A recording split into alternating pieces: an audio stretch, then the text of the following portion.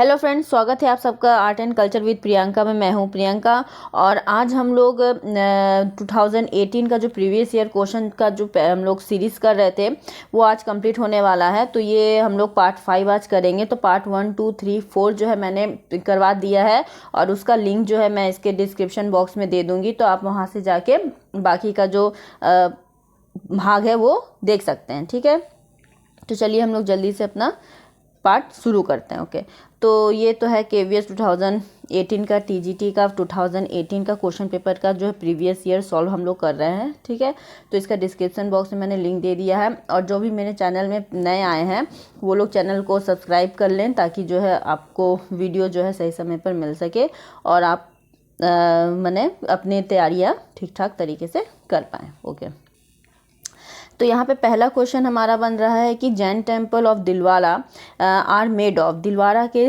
जैन मंदिर से बने हैं। दिलवारा का जैन मंदिर किसका बना हुआ है? White marble, black stone, red sandstone या लाइम स्टोन, सफ़ेद संगमरमर, काला पत्थर, लाल बलुआ पत्थर या चूना पत्थर। इसका सही उत्तर हो जाएगा सफ़ेद मार्बल। तो जैन मंदिर जो जैन टेम्पल है दिलवारा का, दिलवारा में जो जैन टेम्पल है वो सफ़ेद मार्बल का बना है। ये मंदिर कहाँ है? तो ये मंदिर जो है राजस्थान में है।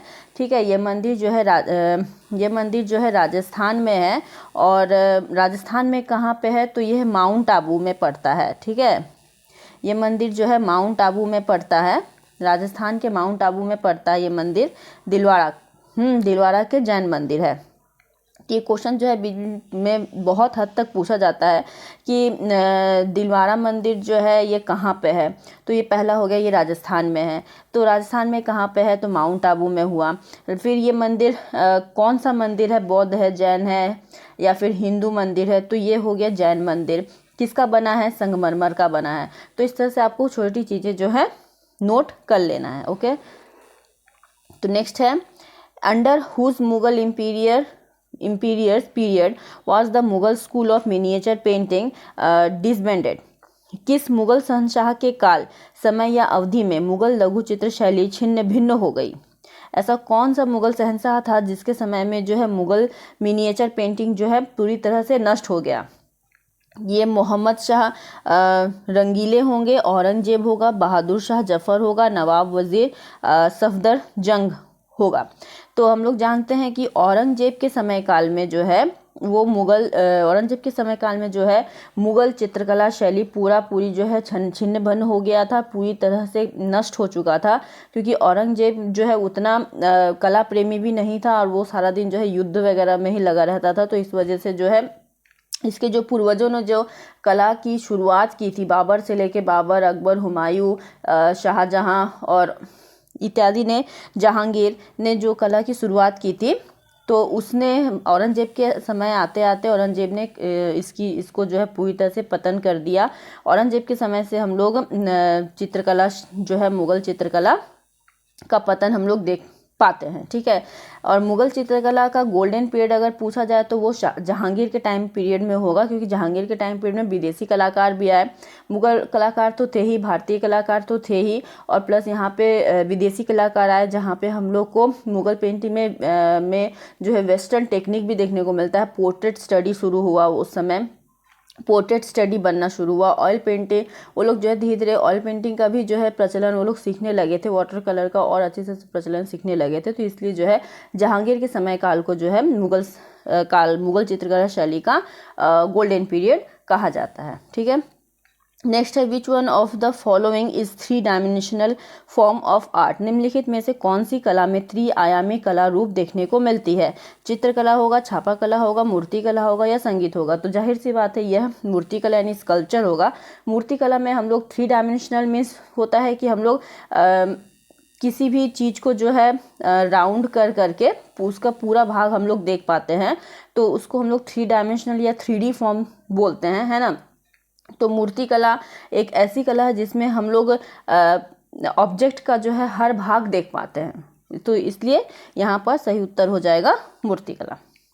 नेक्स्ट है most of Khajuraho temple were build by the dynasty. Khajuraho के अधिकांश मंदिरों का निर्माण राजवंश द्वारा किया गया था। खजुराहो के अधिकांश मंदिरों का निर्माण किस राजवंश द्वारा हुआ था? चंदेल होगा, पल्लव होगा, चालुक्य होगा या गंग होगा। तो खजुराहो में जितने भी मंदिर बने, ठीक है, खजुराहो में अधिकांश मंदिर जितने बनाए गए वो ज़्यादातर चंदेल राजवंश के अंडर थे, चंदेल राजवंश के संरक्षण में थे। ठीक है, तो खजुराहो में अधिकांश मंदिर जो है चंदेल राजवंश के संरक्षण में बनाए गए। ओके, नेक्स्ट है the renowned contemporary modern Indian painter M.F. Hussain is known for his. विख्यात समकालीन भारतीय चित्रकार M.F. हुसैन को उनके लिए जाना जाता है। किस लिए जाना जाता है M.F. हुसैन को? फाइन लाइन के लिए, बोल्ड और फोर्सफुल लाइंस के लिए, रिदमिक लाइन के लिए या वीक लाइन के लिए। तो M.F. हुसैन को जो है उनके बोल्ड और फोर्सफुल लाइन के लिए जो है जाना जाता है। हम लोग M.F. हुसैन का पेंटिंग्स अगर देखते हैं तो उनके पेंटिंग्स में जो है एक तो थोड़ा सा एब्स्ट्रैक्टिज्म देखने को मिलता है, बहुत ज़्यादा ही एब्स्ट्रैक्ट उनका पेंटिंग देखने को मिलता है। उनके पेंटिंग में जो है क्यूबिज्म का कुछ हद तक प्रभाव देखने को मिलता है, बोल्ड लाइन देखने को मिलता है, मोटी रेखाएं देखने को मिलती हैं और घिरी हुई आकृतियाँ देखने को मिलती हैं। और उनके चित्रों में मेन जो हम लोग देख सकते हैं वो है घोड़ा, ठीक है, हाथी, बैल इत्यादि आकृतियां जो है भिन्न भिन्न रूप में जो है उन्होंने दिखाई हैं। विशेष रूप से उनके चित्रों में जो है हम लोग हॉर्स देखने को ज़्यादातर मिलता है। अगर कोई माने एनिमल में पूछा जाए तो हॉर्स जो है उनके पेंटिंग्स में हम लोग को ज़्यादा देखने को मिलता है।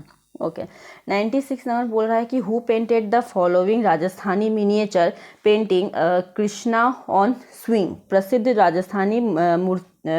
राजस्थानी लघु चित्र कृष्णा झूले पर को किसने चित्रित किया? नूरुद्दीन, उत्कल नाम, साहिबदीन या दाना। तो प्रसिद्ध राजस्थानी चित्रकला जो है कृष्णा झूले पर का जो चित्र है वो नूरुद्दीन ने चित्रित किया। राजस्थानी जो चित्रकला थी, राजस्थानी चित्रकला में जो है मुगल कलाकार जो है आए थे, क्योंकि जहाँ औरंगजेब के टाइम पे जो है मुगल चित्रकला का पतन हो गया था, तो उस समय के जो कलाकार थे अब वो जाएंगे कहाँ। तो उसके बाद जो है राजस्थानी चित्रकला की शुरुआत मानी जाती है करीबन 16th century, 18th century, 17th century के आसपास।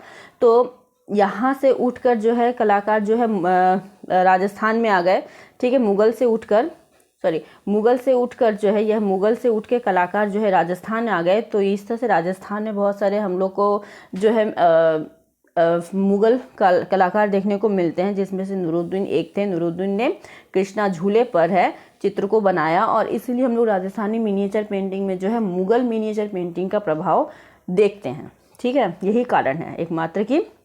जबकि यहाँ पे जो है यहाँ पर जो है राजस्थानी नहीं मुगल कलाकार आए, इसलिए राजस्थानी मिनिएचर पेंटिंग में हम लोग को ज़्यादातर मुगल प्रभाव देखने को मिलता है। लेकिन बूंदी और कांगड़ा शैली तक आते आते जो है यहाँ पे ज़्यादातर राजस्थानी प्रभाव जो हम लोग को देखने को मिला बाद में। ओके, नेक्स्ट है 87 नंबर बोलता है कि the famous culture mother goddess found from Mohenjodaro is made of. Mohenjodaro से प्राप्त प्रसिद्ध मूर्ति शिल्प मातृ देवी सामग्री से बनी है। किससे बनाई गई है? मातृ देवी की मूर्ति जो है वो लकड़ी की है, पत्थर की है, धातु की है, ये मृण मूर्ति है। तो इसका सही उत्तर होगा मृण मूर्ति यानी टेराकोटा की बनी मूर्ति है, मोहनजोदड़ो से प्राप्त हुई है मातृ देवी की मूर्ति।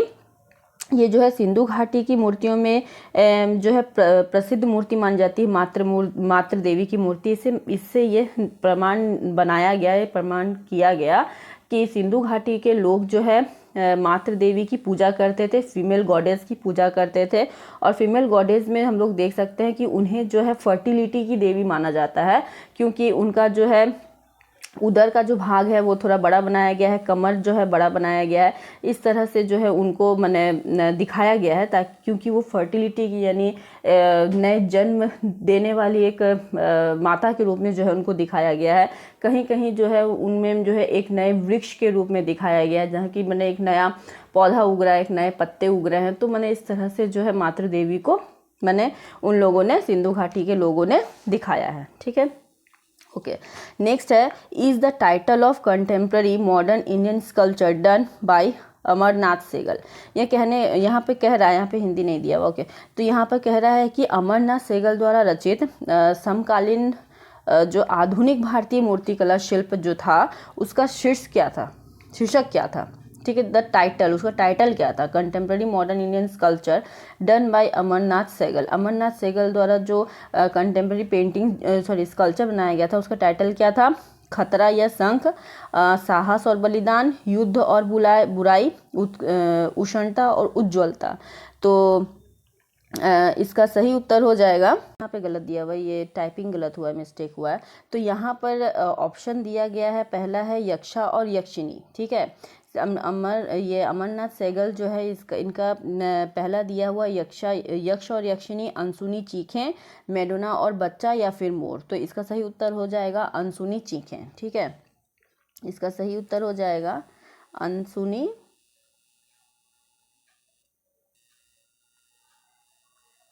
चीखें, यानी क्राइसिस अनहियर्ड।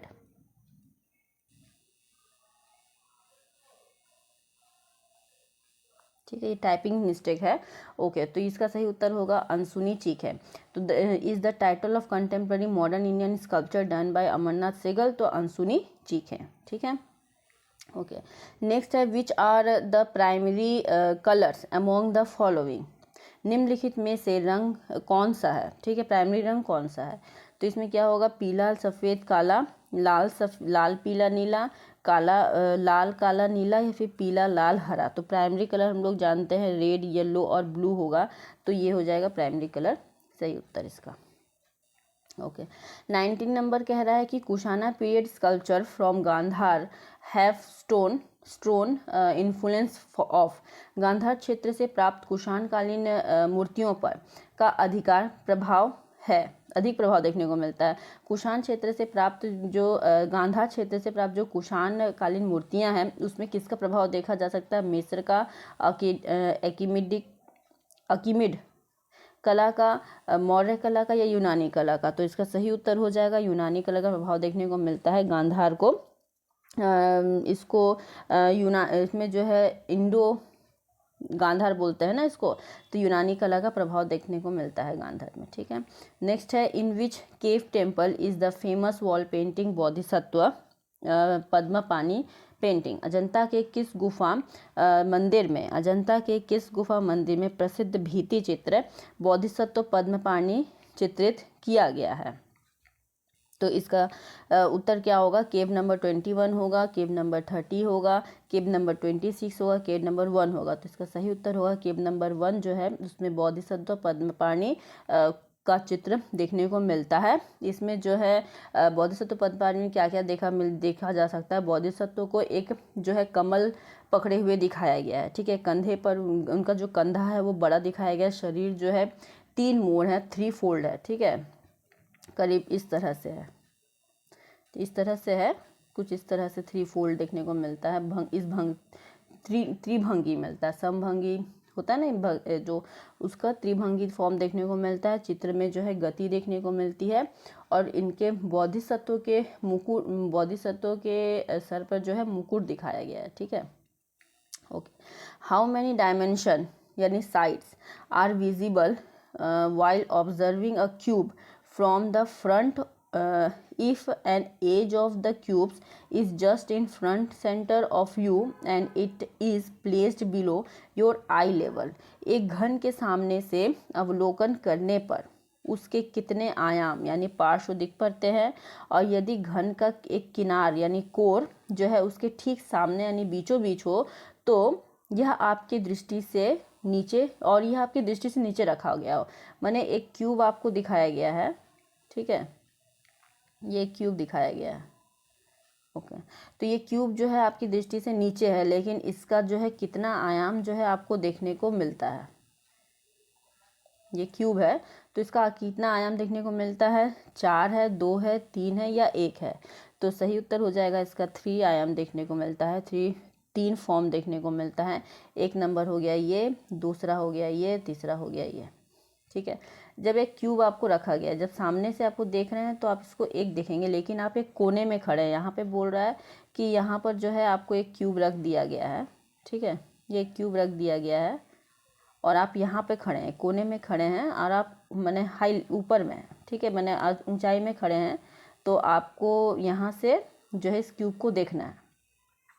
तो आपको इस क्यूब का कितना भाग दिखाई देगा, तो इस क्यूब का आपको 3 भाग दिखाई देगा। ठीक है, ओके।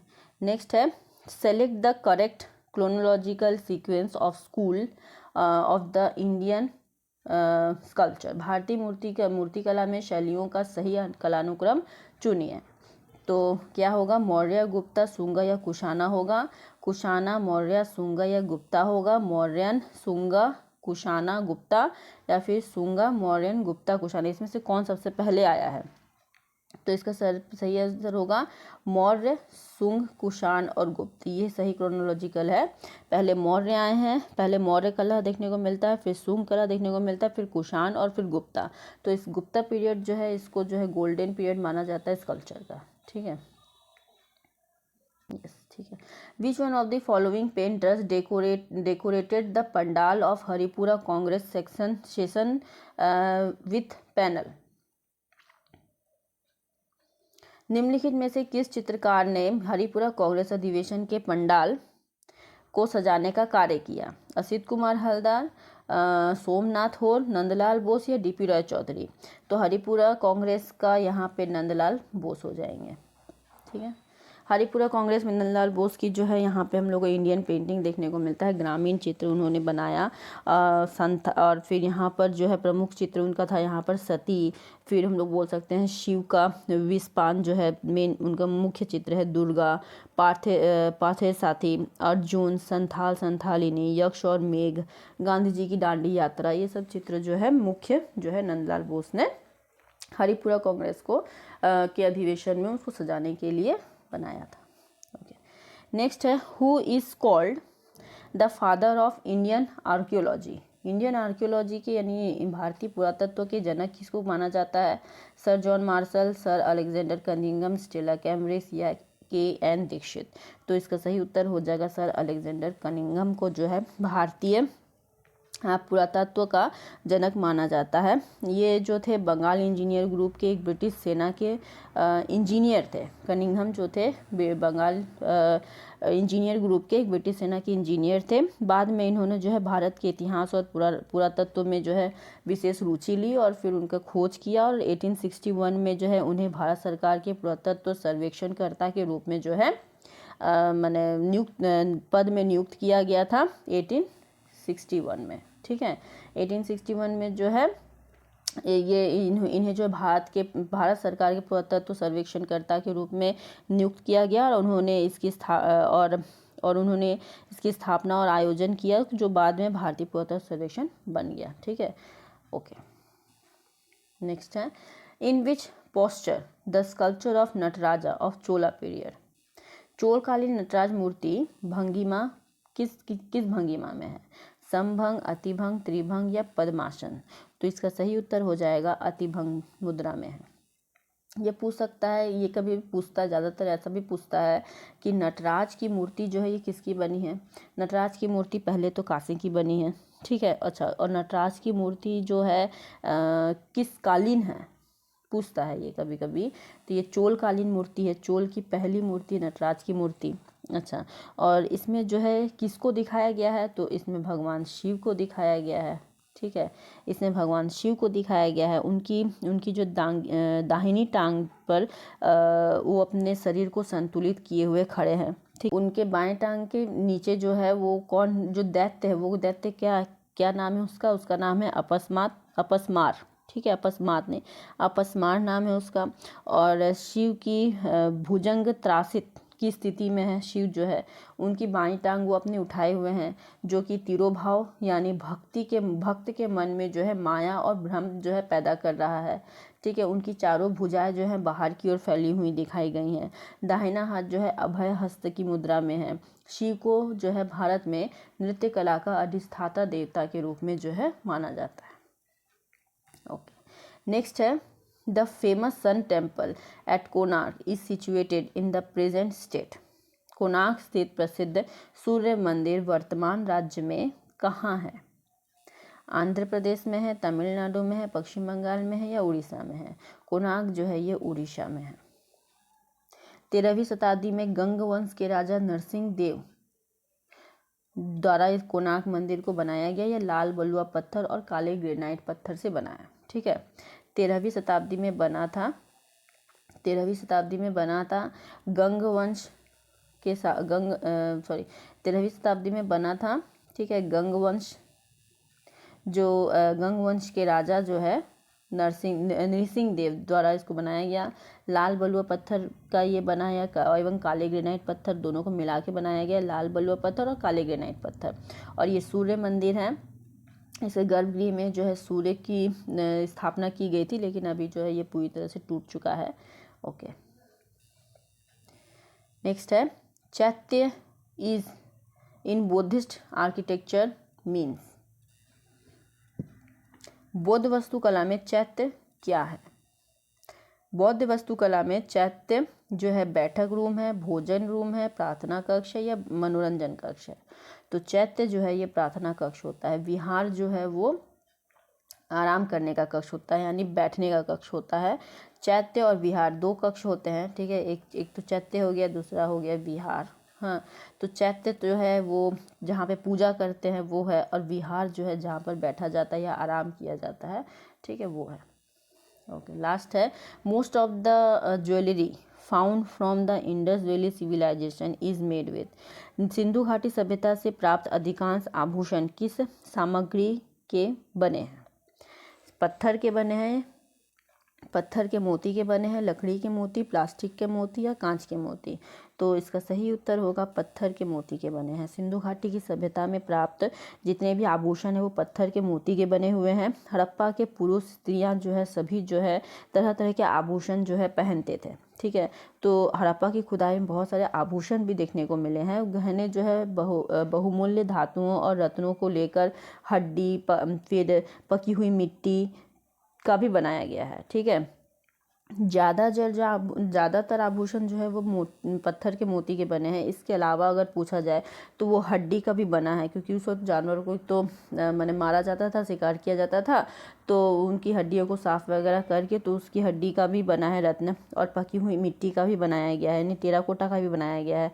इसमें क्या क्या बनाए गए हैं? हार है, फिर फीते हैं, बाजूबंद देखने को मिला है, अंगूठी देखने को मिला है। तो ये जो है आमतौर पर जो है पुरुष और स्त्री दोनों के लिए जो है समान रूप से पहनी जाती थी। मैंने उस समय के पुरुष भी गहने पहनते थे और स्त्रियां भी गहने पहनती थी, ठीक है। ओके, तो आज का जो है ये हमारा सेशन जो है ख़त्म हुआ KVS 2018 का पेपर, ठीक है। तो मिलते हैं हम लोग अब नेक्स्ट सेशन में। नेक्स्ट में मैं देखूँ 2017 का जो प्रीवियस ईयर का पेपर है वो करवा दूँगी, ठीक है। उसके बाद हम लोग जो है इसका प्रैक्टिस शुरू करेंगे, ठीक है। तो अगर वीडियो आपको पसंद आता है तो चैनल को सब्सक्राइब कर दीजिएगा। ये है मेरा इंस्टाग्राम ID, आप इंस्टाग्राम में भी मुझे फॉलो कर सकते हैं, ठीक है। ये इंस्टाग्राम मुझे इंस्टाग्राम में भी फॉलो कर सकते हैं, ठीक है। और अगर कोई क्वेरीज हो तो आप मैसेज कीजिए, ठीक है, कमेंट बॉक्स में। मिलते हैं हम लोग अब नेक्स्ट वीडियो में, तब तक की टाटा बाय बाय।